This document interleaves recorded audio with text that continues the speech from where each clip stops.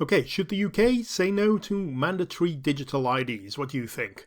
We're going to have a quick look at some of the civil liberties concerns surrounding the UK government's recently proposed mandatory digital ID scheme. Okay, so what's coming for the UK? Well, as we mentioned, the UK government has proposed that we all have this mandatory digital ID, and lots of civil liberty campaigners are not too happy about it. And we're just going to go through Big Brother Watch, one of the most prominent one, as they've launched the No to Digital ID campaign, and along with a petition calling on the government to reject these plans, and they produced a little point-based explanation, which we're going to just run through. These are the 5 main arguments they raise about why you should care about a digital ID scheme. Okay, so number 1 is a checkpoint society. What they're saying is a mandatory digital ID could lead to a checkpoint society. Basically, everyday activities from banking to GP appointments, voting, possibly even going to the pub, could become contingent on proving your digital identity. So you'll have to wave this card everywhere you go anywhere that's possibly to prove your identity. So, as I say, going into a doctor's or anything like this, our whole society could be based on this. And this is a big problem because at the moment we're in the opposite place. We rarely have to produce digital ID. Because everything is really open to us. Everyday freedoms, we don't need digital ID. We don't need verification at every turn. And what Big Brother Watch are suggesting is that this could change dramatically over the next few years.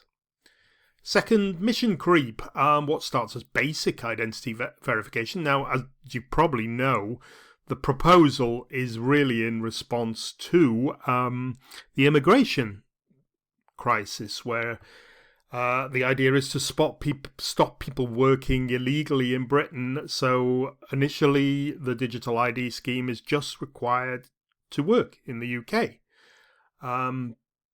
So this basic identity verification wouldn't impact any other parts of our lives. But Big Brother Watch is pointing out that such a system risks morphing into a far-reaching instrument of state control. So if it becomes linked to facial recognition technology or used to sort and segregate people based on something like financial or health status, this could develop over the years. And again, it's kind of linked with point 1, that it doesn't stop where the introduction begins.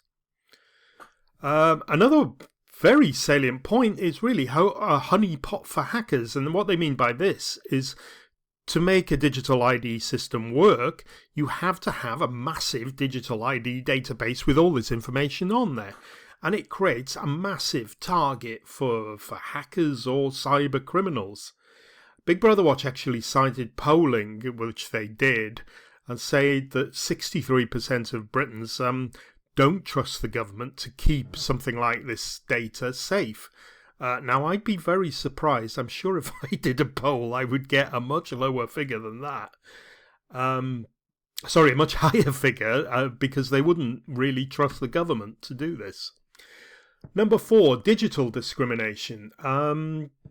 This is a distinct possibility as well. Vulnerable groups, older people, those on low incomes or with disabilities, are likely to be excluded if everything requires a digital ID.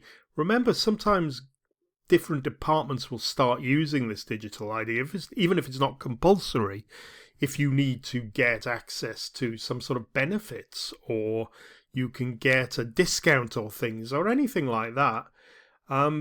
At the moment, Big Brother Watch noted that only 20% of universal credit applicants use online ID verification for instance. So older people could be, just purely from digital literacy problems, or not having the required technology could be isolated from this.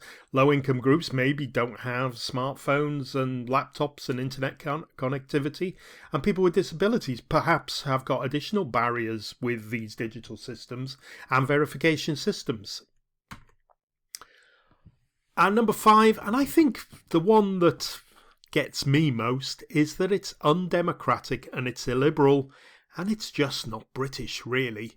The UK has a history of rejecting these systems. First of all, we had post-war ID cards, which were rejected by the British public after the war. We had Tony Blair, who tried to implement the digital ID system, the very one that we're talking about now, and it was rejected and abandoned because the public were opposed to it. There's vaccine passports, a lot of arguments and controversy about making vaccine passports and mandatory schemes, forcing people to carry them, was not popular from whichever side of the vaccine or COVID argument you were on.